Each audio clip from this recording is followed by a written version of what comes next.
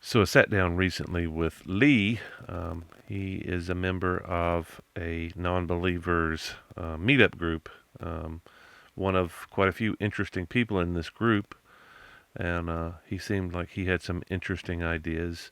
And I asked him if he would want to be a part of a project that I'd been thinking of, a documentary on non-believers, atheists, and how they came to believe what they believe, and a little bit more in-depth um, view of what they actually believe in. But he was very cordial and accepted, and so he is the first um, of hopefully many uh, interviews in the future. I'm hoping to put it together into a larger package, the same types of questions that I ask him here, and get maybe a little bit more broader view of the non-believer community, and how they came to believe what they believe. And I just think it's interesting how people, the evolution of belief and non-belief, and all that. So, but he was pretty open and willing, and there's quite a few other people that are interesting in this group. Hopefully, I can recruit a few more and complete the project. But I wanted to show everybody the big picture of what I was trying to do, and uh, with this few minutes of Lee, I think it's quite an interesting interview. Um, Most interesting is the location. It was kind of a spur of the moment Italian restaurant. Terrible lighting, terrible audio, and a four people even moved in and sat down in this almost empty restaurant right next to us. And the waitress was embarrassed, and she asked them if they would move. Anyway, um, interesting afternoon at this Italian restaurant. Apologize for the bad audio and lighting, but most interesting maybe is the our location. We found this corner in the back of the restaurant, but it was located just underneath a a nice picture of the Last Supper. I just thought that was a bit ironic. So enjoy the interview with Lee. Hopefully there'll be more to come. Religious people definitely don't have a monopoly on morality, and that's easily demonstrable just using, stuff, just current events. It's easy to debunk that idea that they are the ones that understand morality better than the rest of the world. Yeah, we can just take the Catholic Church as a good example of failure in morality and coming from the leadership of the church. It should be like, just if you think for yourself, if you just like are ingesting all the things that's going on, and you say, yeah, maybe we don't have the final word on how people should behave. Maybe, yeah. Maybe that's maybe that's really the basic of religion, is a framework of showing people how to behave without. Yeah, it is kind of, I think so. When Jesus, his ideas were probably to give people purpose, but then it also became like an institution and a very effective way to, control people. Uh, and there's a lot of that. I mean, it's just sort of, in the Roman Empire and that type of thing. So I think most everyone knows about it. Maybe they don't think that much about it, though. So, but yeah, it's definitely a very powerful institution and a way to control people, manipulate people. First of all, what do you call yourself? How do you identify as spiritually? Go with probably agnostic these days. I used to call myself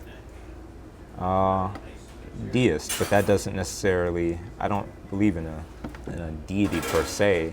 I guess the thing is that I don't think that I'm ruling out a benevolent sort of God.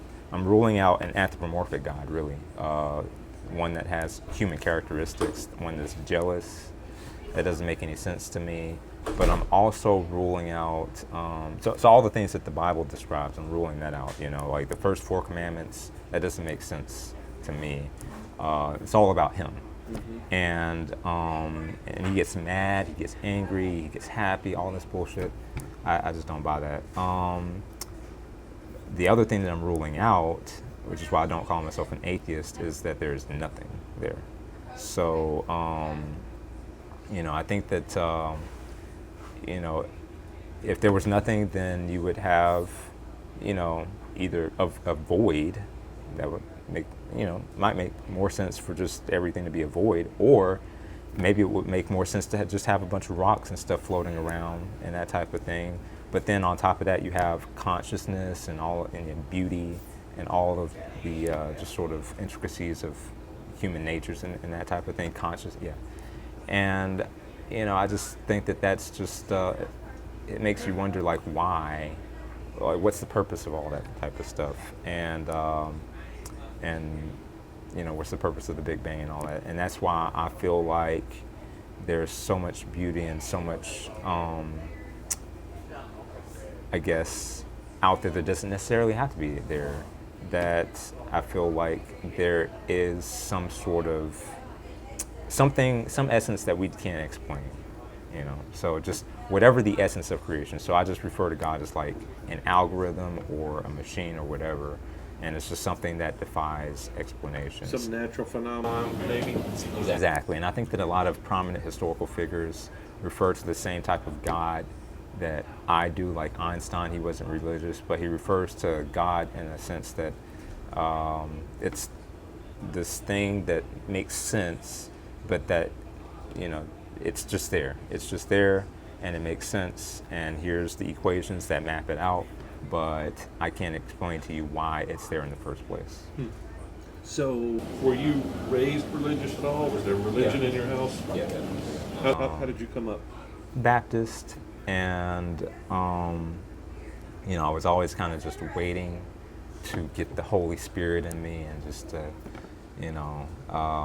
understand what everyone was excited about and eager to go to church about and have that experience. But that never transitioned into that adulthood. I had a different route. Yeah. And what age were you having some doubts? So I've always been a little bit skeptical of like the fish eating, what is it, Jonah or Job or whatever, and that it spit him back out, and all these stories about like, just the ark and the flood or Samson, and like, it's like, okay, so she fooled him 3 times, and I'm like, really, you got fooled 3 times on that? It just didn't make any sense. In the ark, like knowing what I know today about all the species and how things have evolved over time, you expect me to go back and, knowing what we know today, just all of humanity, you expect me to go back and think that that all of this came from the ark, and that it was precipitated by God getting angry at, I guess, the entire world, and flooding the entire world except for this one person and his family. It's just way too far-fetched for me to buy that. Was there any incident that you remember that maybe turned your thinking? Yeah. So I think when I finally decided, okay, well, I actually had a personal relationship with God at one point in time. It was when I was kind of transitioning. I think it was like upper high school, like 11th grade, starting to get a relationship with God, into college. And then, maybe sophomore year, I was like, okay, well, I've been a devout, follower for a period of time now. I've been very sort of adherent to the ways of the Bible, and all I'm asking is just for this one particular thing. And gave him an ultimatum. It's like, either you get me this thing, or we're just parting ways. And didn't get that thing, so It's completely useless to me. And it was just it was a modest thing. You probably can, with enough guests, you could probably get in the ballpark. A car. Huh? You were looking for a car. Yeah, there we go. Hot rod. There you go. There you go. It's a car. Not really, but sure. We'll go with that. We'll go with that. That's nice. Sneakers. Yeah. I'm trying to think what was a young man. You could probably get in the ballpark. Okay, I need something to make me look like a pimp. So what? I'm thinking one hand. Let's see, what was I thinking about? Yeah. So I didn't get that thing, and then I was also struggling with, why is there so much pain in the world? Yeah.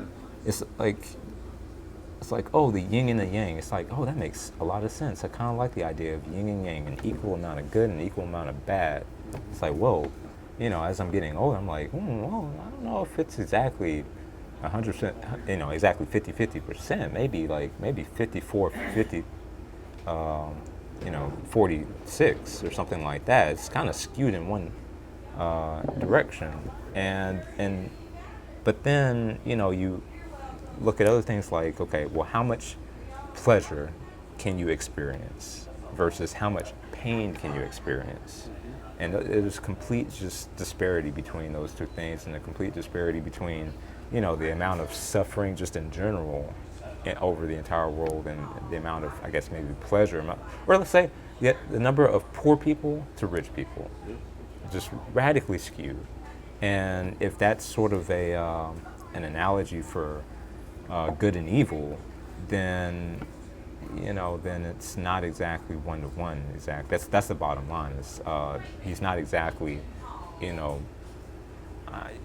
judging, making it such that it's even on both sides.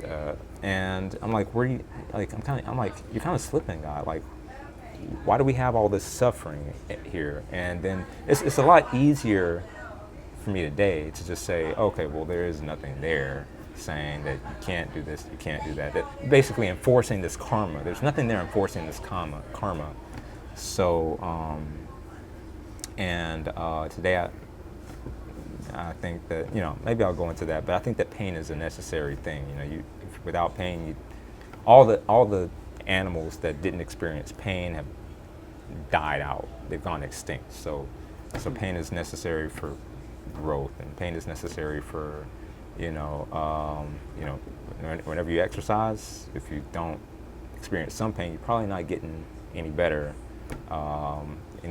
Practicing. If you want to find the woman that you love, you're probably going to get rejected a lot. So that's just the way that it goes. So that outreach to God that wasn't answered, that was the thing that flipped the switch. Yeah. And I was like, I was like, this is just a waste of time. And there was, it's like, this one thing. I'm not asking for money. I'm not asking for all this crazy. I'm not asking for anything crazy. Just asking for something very basic and normal. So that was not so much a give this thing or else. It was maybe more of a show me that you're real. Yeah. Yeah. Thing. Yeah.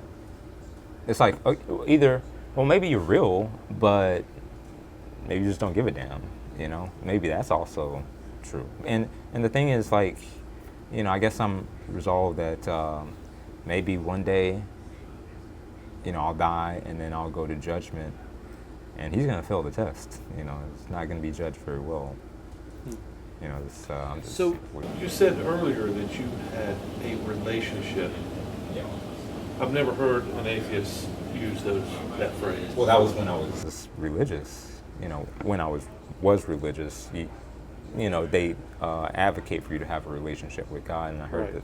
But I mean, what does that mean? 'Cause I've never really understood that from a perspective of an atheist, at least. I mean, you're an atheist now. Yeah. Or agnostic, as you say. Yeah. I don't. The term atheist, I'm fine with that. Okay.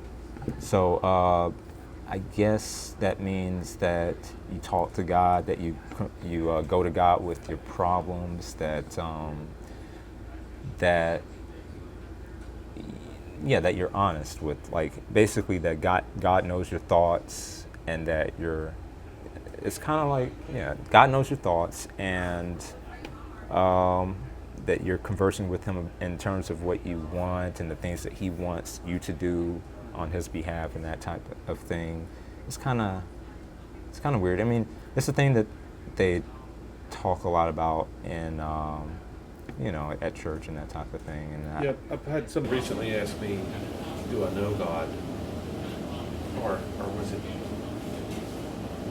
And you're No, listening. Jesus. You're listening for signs. You're trying to you're keeping your antennas up, looking for, like, just maybe strange things that happen in the real world, and maybe you explain that through a blessing, or maybe explain that through God telling you not to do this thing, or God to do this thing, or something like that. So you're trying to listen for. Basically, it's like, what would Jesus do, Right. in a sense. Yeah. And it's a question you have to ask yourself: what would he do in this situation? And maybe God is going to, reach out to you and tell you what to do in that situation. So that's what maybe a relationship with God is. Yeah, okay. I thought that was odd that I've heard that from religious folks, but I've never heard it from somebody, a non-believer. So are you out to the people that know you? You're out to your friends and family. People know that you're not a believer? My family, they're very devout. Most of them, vast majority of them, are very devout. Yep. To the point where they'll ask me, like, well, who's the most important? If you just ask God, he'll come through, or just. All good things come to those who wait, and that type of things, or like, what are the blessings that you received lately? And I'm like, it's like you haven't asked the first question yet, which is, do I believe in the first place? And the thing is, I don't think that a lot of people are interested in questioning their own beliefs. It's sometimes hard to get people to change their minds on things, and I'm just not, and I heard this. I'm not going to get to this one particular thought, but I heard that you really can only, like, people only change their mind about 1.5% of the time, and my experiences, that's pretty accurate. Yeah. About 1.5% of the time. So I think that if I don't see the interest on their part to to question at all, then I'm not going to put in the effort Right. to try to change someone's mind. If I feel like if they want to debate, then that's great. Then that's kind of like, you coming to the debate is kind of you exposing yourself and your ideas to, at the very least, scrutiny Right. from other people, Yeah. if not putting your ideas on the line. So if you want to, so I'm always interested in a debate. But people who are religious are never interested in debate, ever. Okay. And they're not interested in questions, like questions from other people. I feel like they don't. I feel like there is no real no real opportunity in the sort of traditions that they have instilled to ask the questions and that type of thing. And maybe some do, but at some point I think they'll just rather kick you out than really get to the meat of the question Right. that you're trying to ask. I don't think that they necessarily like a whole lot of questions about some of the more sensitive, like, how do you interpret this thing about the fish? Like, do you really believe that? Do you really believe the thing about? And then you're forcing them to state whether they interpret the Bible literally or whether they're interpreting the Bible, like, interpretively, and asking them where they really stand on these issues. Like, that's a sensitive thing. And the other thing is I guess I don't confront them with it because it seems to be so ingrained with their identity. Yeah. And that I'm not necessarily interested in attacking their identity, but I did come forward with my mom and say that I don't believe in the same God that you do. I think he has different characteristics than the way the Bible describes them and that type of thing. And I think we are able to we're able to coexist just fine because I don't necessarily second guess her things. I'll go to like, if there's like some, I'll go to church with her every now and then, and if there's like some serve day that they do, then every now and then I'll do that if I'm not busy. Survey? Maybe you've seen like the red shirts here in Alabama. They have a bunch of people going around and doing like Good Samaritan things for Serve day. Serve Day. Got it. All right. Yeah, SCRVE. Okay. So I'm fine with that, and I don't spend too much time going to church. And the questions about when have you found a church when you're going to find a church that you like have kind of slowed down. They have stopped asking me those questions, which is maybe progress. So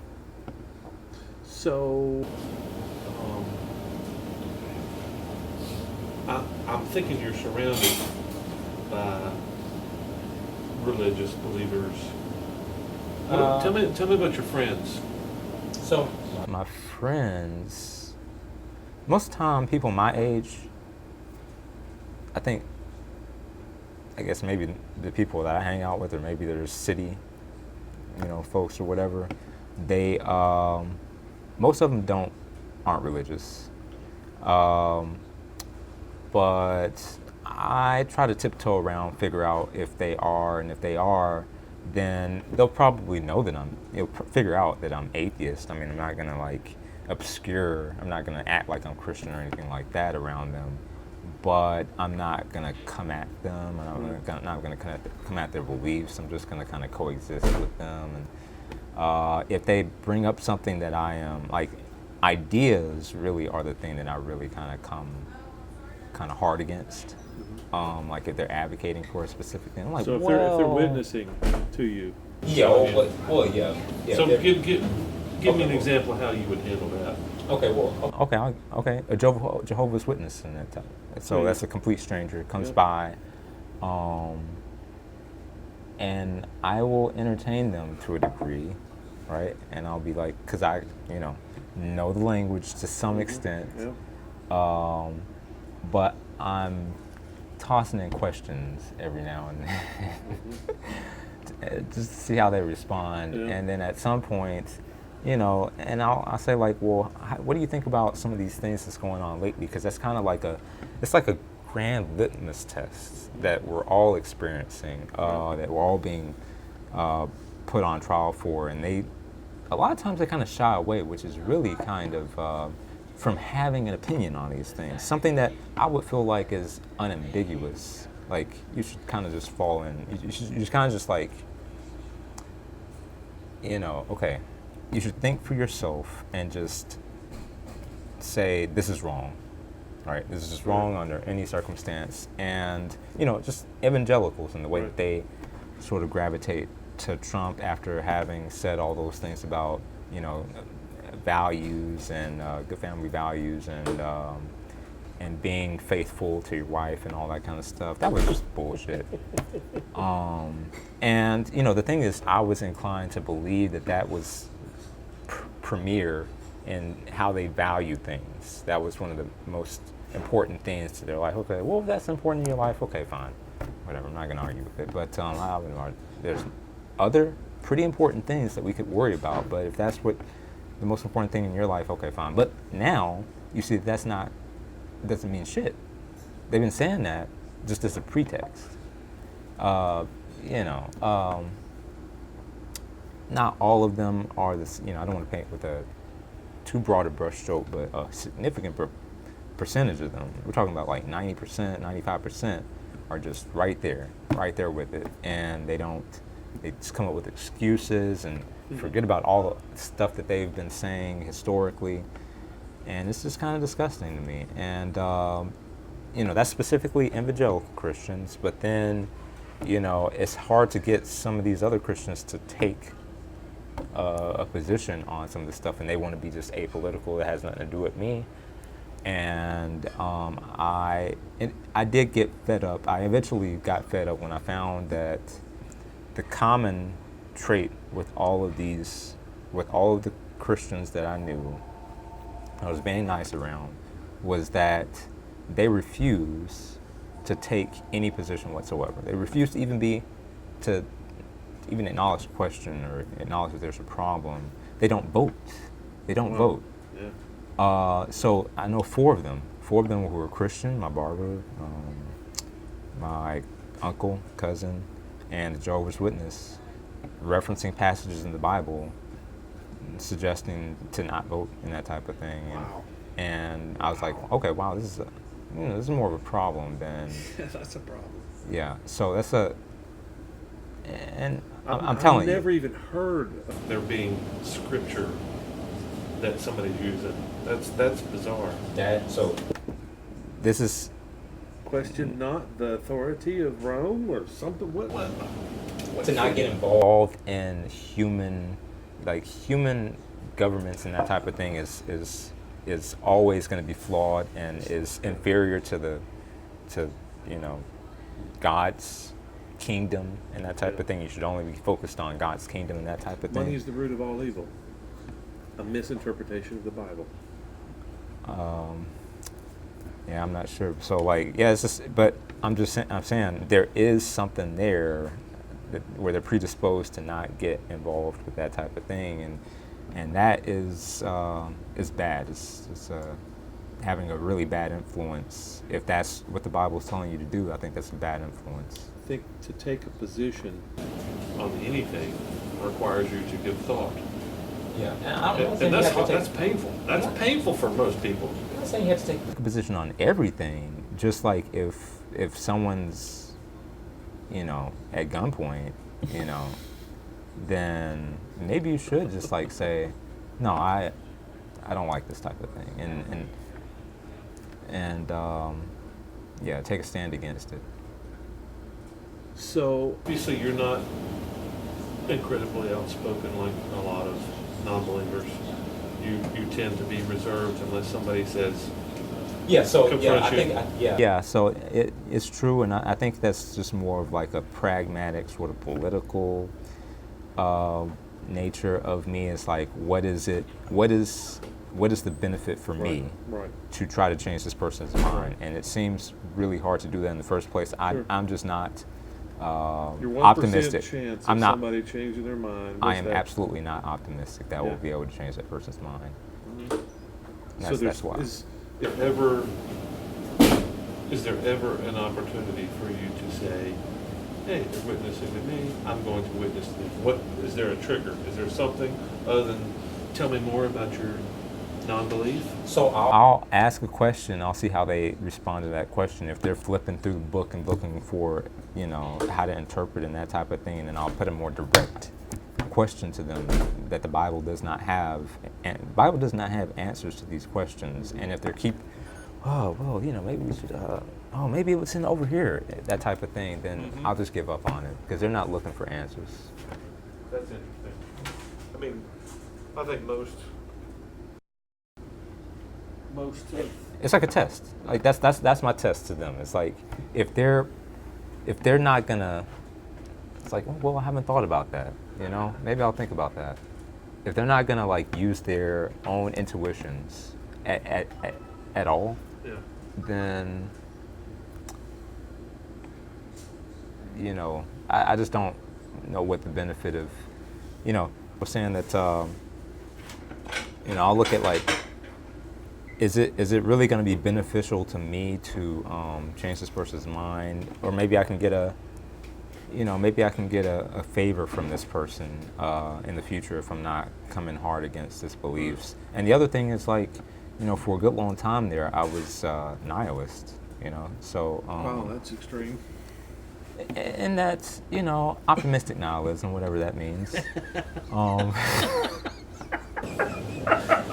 And that's it's maybe we don't have a purpose, but that doesn't necessarily mean that we can eke out some sort of nice living that people can remember us fondly and that type of thing. But if you look into the vast reaches of outer space, if what does that mean about us? I think there's good answers for that, and I think there's some truth to the questions of nihilism, but the point is why am I trying to, how can you evangelize nihilism? Right? What's the point of even trying to do that? So if that's what you're thinking, throw optimism in there and everything changes. Just put the, you got to put the optimistic, prefix it with the optimistic, and then you, I'm thinking I gotta get that domain. I gotta make a move on the market of optimistic. yeah.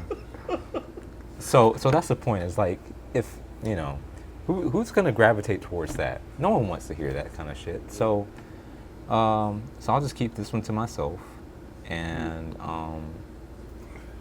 and he can keep on thinking happy thoughts, and I'll go ahead. I'll get favors from him in the future. Yeah, And- I guess I wished I could be more. What do you call that? Diplomatic. The word I was searching for was things that work in the real world are pragmatic. Thank Yes. you. Yeah. Pragmatic. I'm not very pragmatic. I tend to be a little bit more emotional than I probably should be, and feel that everybody needs to hear the truth. And I'm going to spread the truth, and then and maybe this project is part of my attempt to educate. I think that's a very noble endeavor, by the way. I just think that It's And- fruitless for most people. you have to pick your battles. That's Maybe that's my problem. That's I my don't message. know. That would be my message. You have to Yeah. pick your battles, because what use would it be to be honest in every situation? Oh, I've definitely learned that it's not. It's fruitless to be. honest. All the time. Yeah. So, it's this cost reward algorithm that you say it's going to cost me X, and I'm always willing to spend more than it's going to, the return on my investment. I'm always there. But I also think that somewhere down the road, somebody else is going to benefit from the price that I pay, which is, exile. So, Yeah, so if it's a Specific idea that they're trying to push, and I'm specifically against that idea, then I'm going to come hard against that idea in a way that it's not necessarily attacking that individual. And Well- I will take stands on particular things. that I value. It's very important. This topic is exactly the goal of this channel. That it's how do you influence people? How do you allow question of somebody's belief? And that doesn't matter what side of the fence you're on. If you can say, but I've been saying this for the past couple of years. I love having my mind changed. I love having somebody reveal truth to me. It's painful at first, but then it's like, oh my gosh, I had no idea. Here's a good example. So I went to a spirituality meetup, and when you go to a spirituality meetup, it's all over the board. It's just a complete grab bag. There's no consistency whatsoever, That would right? terrify me. So there's, so walk into this, like, I think it's Seats and something like that, and have all these books, and there's like witchcraft books and that type of stuff. Like, interesting. So there's some like people who believe in maybe the witchcraft stuff, but there's, one person who like legit believed in like positive and negative energies. Like crystals. Crystals. Yeah. Crystals. Wow. And like spirits. Chi. And there's and maybe some of that too. I'm gonna chi. And you. that this room, man, like, wow, I felt a strong presence in this Aura. room, You have an aura. aura and that type of Yeah. stuff, and I'm like, oh, well, yeah, okay, yeah, like Duckface, Yeah. It's like, but the thing is, that's so maybe prevalent in her life, and what good is it for me to just rain on her parade or yuck on her yums, when that's a very like niche view to have, Right. perspective to have, and it's not like she's going to use that view or that belief system to push Some agenda. Yeah. Like, she has no power. I mean, Right. she's like a teenager, and Right. she's gonna probably have time to evolve out of this on her own terms and that type of thing. You would hope. Maybe not. Maybe not. Maybe not. Maybe the never. World, maybe the world needs people who are on the fringe. But that's on the hippie side. Side, right? Yeah, And she's not gonna like. I got a friend like that. It's benign. The Yeah. point is, it's benign. It's Right. innocuous, right? So She's it's not not trying gonna. to eliminate or rate people based on energies or Yeah. It's completely apolitical. Right. So like, maybe I just let that. Maybe I'll just let her, do her thing and Yeah. happily, right? and chuckle and go, Yeah. that's my friend. And maybe she seems like a good person Sure. to me, They most honestly, are. Most of the time they are. and just good spirited, good person. So. You just don't want to invest any money with them. No, yeah, and yeah, definitely not. Yeah, they're not the same type of. I'm like. Apparently, I found out that I'm like an INTJ, which is like a architect type. The MBTI stuff, the talking about Myers-Briggs personality? personality stuff. Yeah, I've been anti-personality test. That's fine. That's fine. So, but only because I'm majoring in psychology, which means I understand how you twist things around to fit your ideology. I'm still very skeptical. Of a Oh, lot of no, that it's- stuff, it's and I don't know that that's extraordinary. necessarily the best categorization of people. Like, that's the best way to put people into categories and that type of Well, thing. it's a way of people in categories. It is a way, but yes. the long-term outcome, that's the thing that nobody's really measured is, okay, you say that you're this type of person and that you're really good at these types of tasks and you're not good at these types of tasks, but who's actually measured that part? That's where the problem is. Measurement. Yeah, The false measurement. liability. Absolutely. So you say, it's Freud, Oh yeah. hey, this, and this. Well, that sounds really good. That's all adept Freud's, and then you find out that not everybody wants to kill their mother or kill their father and screw their dad, and all of a sudden it's like, and all that okay, stuff. yeah, it's implicit bias. That's one of the things that's the latest test. Oh, okay, well, everybody's a racist. How did that happen? Yeah, Yeah, I don't know. I would not. That racist term I think gets used a little bit too much. But yeah. So I was just saying with that was that I de-emphasize the importance of emotions as much as I can. Yeah. Of course, you still have emotions. Can't. I. But you seem like you've got pretty good control over emotions. I'm okay. Yeah, I'm all right with that. I'm better than most, I think. I don't have really good control over my emotions. I try really hard. Okay, so the thing is, I don't think I have control over my emotions, but I think that the way that they're expressed, I have more control over Yeah, the way okay. they're expressed. Well, maybe that's what I meant too, is Yeah. my expression of my emotions. Usually, if I have time to breathe, I can go, yeah, I probably shouldn't have said that. I probably, I'm Irish, so it's But the thing kinda- is, No, you don't have to worry too much about like offending people because who cares? Mm. That's the thing. It's like what impact exactly are they gonna have later on? Like what makes them more than just a person off the streets? Yeah. And I was going to allude to that later on to one of your questions about like what would you say to yourself earlier on? Like what would you? And I would say I would try to give myself more. I would give more confidence by saying maybe you shouldn't care so much about what other people think about you because they don't really have their shit together in the first place. I mean, you can see it's all over the place. People don't have their shit together. So just like do your thing. Even adults, even authority figures don't have their shit together. So How about that? so just figure shit out for yourself, and that will give you a lot of confidence. Since you're bouncing back and forth, I'm gonna kind of try to stay. Did you? No. That's good. I mean,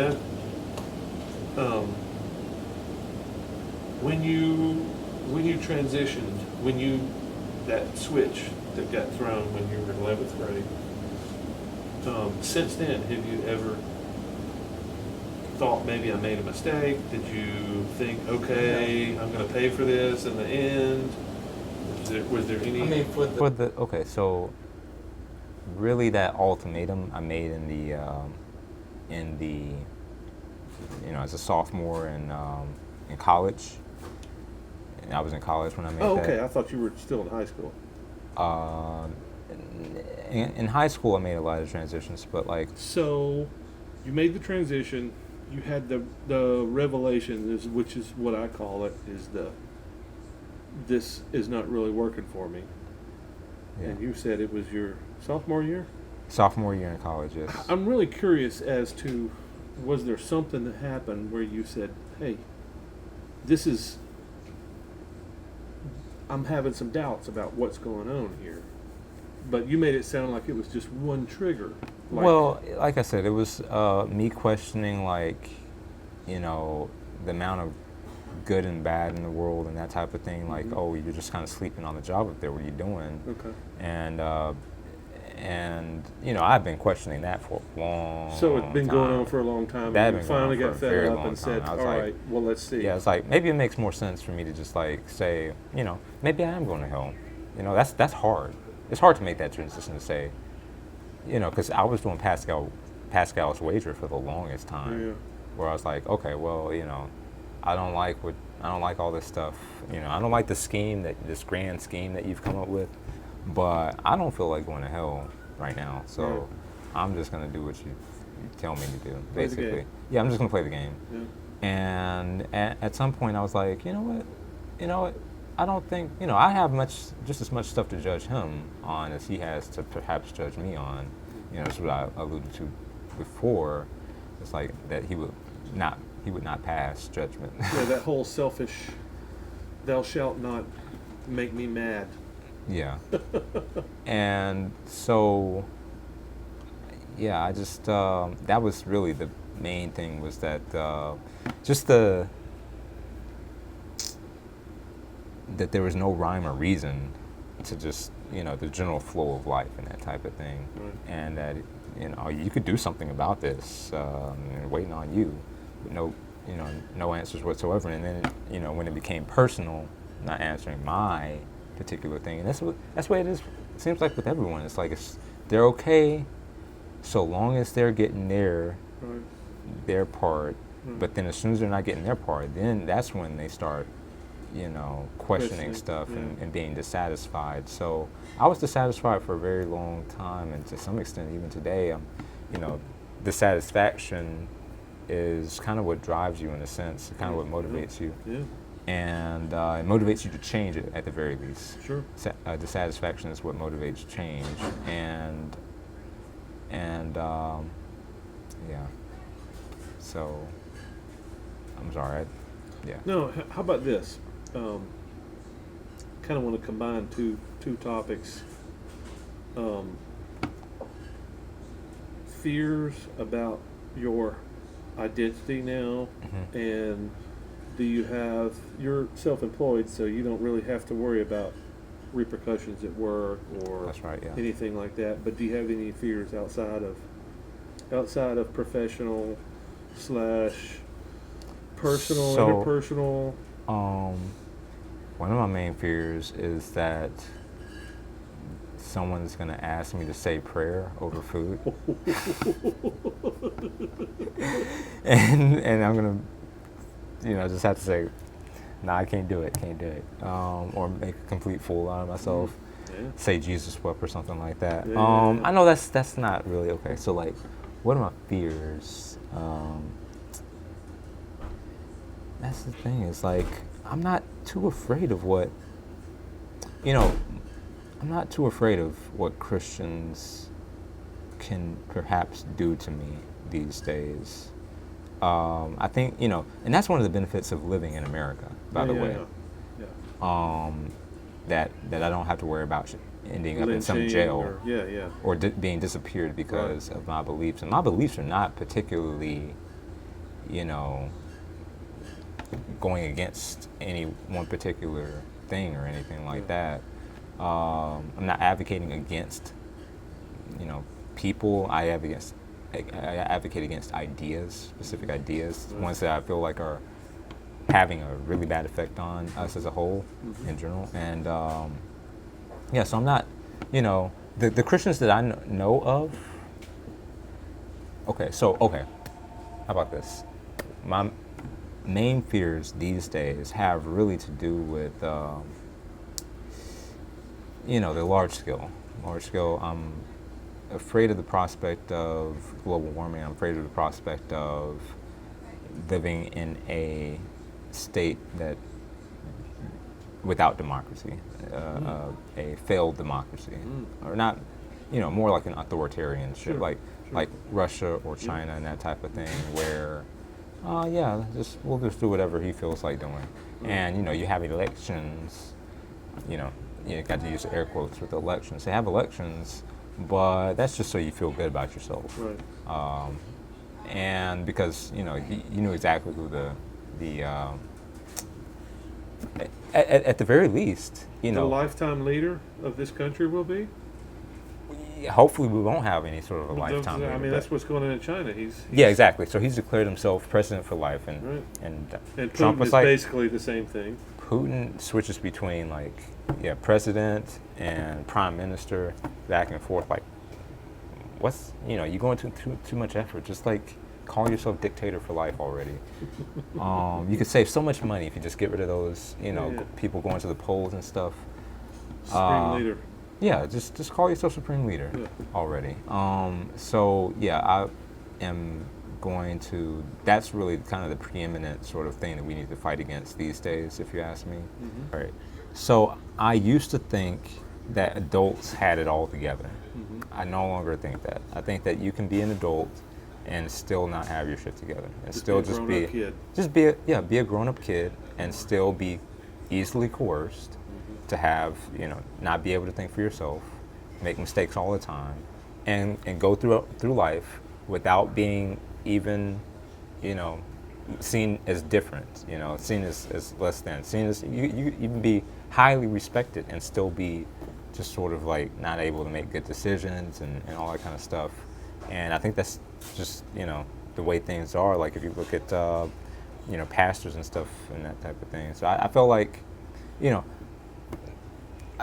so Church of the Highlands, I feel like Pastor Krish is a very smart person, and he's very funny, and I think he kind of understands a lot more stuff. But I've had other pastors that are not quite as understanding, that don't quite get what people are going through and that type of thing, can't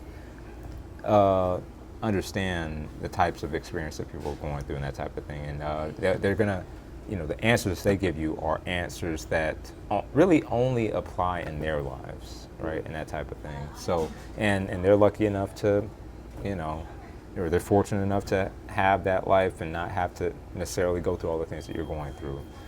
So I would say to them that, just take it, you don't have to, let's say, you can be the best at your own thing, right? You don't have to be judged by anyone else's standards but your own. Like the things that you, the thing is, okay, let's say that there's people like, okay, you don't have to be a jock at football. You don't have to be a jock at basketball. You just have to be good at the thing that you decide you want to be good at. And that's good enough, I feel like, in this life. That's good enough to make a living. That's good enough to go through the rest of your life being good at that one particular niche thing, maybe in your particular locality. And you can, there's a market for a lot of different things that uniquely you would be exceptional at. And you don't have to put so much stock into what everyone else values, is really the thing I'm trying to say here, is that you should come up with your own value system and don't use everyone else's value system. You're encouraging people to be individuals. Yeah. That is threatening. That should be threatening to anybody that's, any leader of any group should be, no, hey, let's not have this whole individual thing. Let's shut that down. We want to have everybody the same. Believe what I tell you to believe. Don't be thinking on your own. That's my job. I'll tell you what to think. I guess what I'm saying. People are telling you, everyone else is telling you what the best is. You get to decide what the best is. You get to be the best at whatever you feel like is, there has to be some market for it, but it doesn't have to be the people that you know. I mean, there's just a plethora of things to be good at, to be exceptional at.